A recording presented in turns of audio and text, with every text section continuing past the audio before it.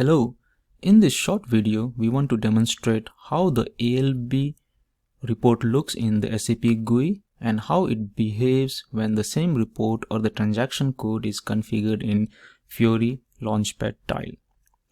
Let us have a side-by-side comparison to get the first-hand experience. On the left-hand side of the screen is the SAP GUI, and on the right-hand side I'll open the Fiori Launchpad. So let us see how the selection screen of the report looks in both GUI and in the Fiori Launchpad. So first let me open, so this is the selection screen on the SAP GUI. Now let me open the Fiori Launchpad. So I need to give the user ID and password. So let me key in those first.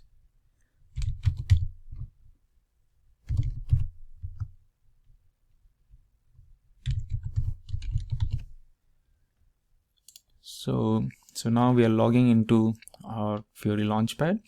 We have configured a group which we have named as GC reports. These are random names, so we did not think much.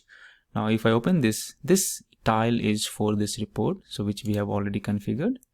Now when I open it, you see that the selection screen on the left hand side, which is you are looking at the SAP GUI, and right hand side is from the Fiori tile. They are exactly the same, and they are supposed to be same because they are replica of each other. Now let me execute the report on the left hand side, and this is how it looks in the ALB report in the SAP GUI. Now let's see how it looks in the Fiori tile. So if you see, there is nothing and there is no difference. So they are the exact replica of each other. So if you see here, they are like matching apple to apple. This is the first line, there is a 6000 over here, then there is a 2394 sales org, and there is 2394 sales org, then there is mus1, there is mus1. So they are exact replica. Now let us see how it behaves when we enter some values or key in some values in the selection screen. So I'll enter say 16, 80016. So let's see how it behaves here. And I'll go back to my Fiori Launchpad and I will key in the same value here.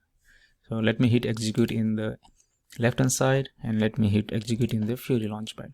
You see that there is no difference. They both behave the same.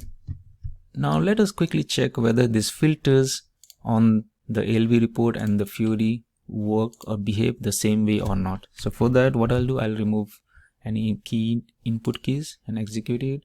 I go back and then I will also remove the same from the Fiori one and execute. And now let's see if the filter works or not. So let me first put a filter on the doc number.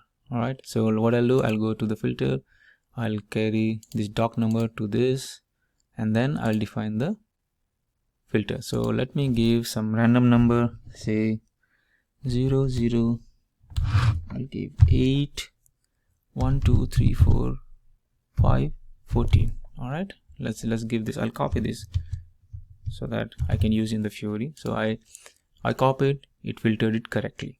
Now let's do the same thing in the Fiori Launchpad.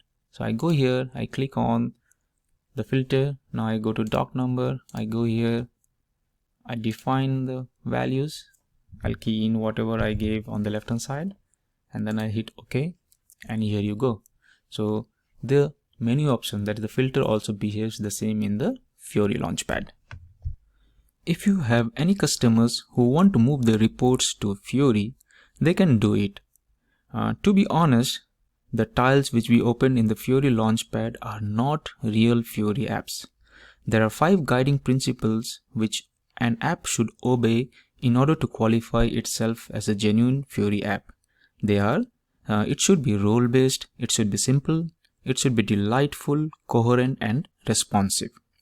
For the SAP GUI T-code which we converted to tiles in the Fiori Launchpad, it might not fulfill all the 5 principles, but it does give a better user experience, and therefore it is worth to transit the T-codes to Fiori Launchpad.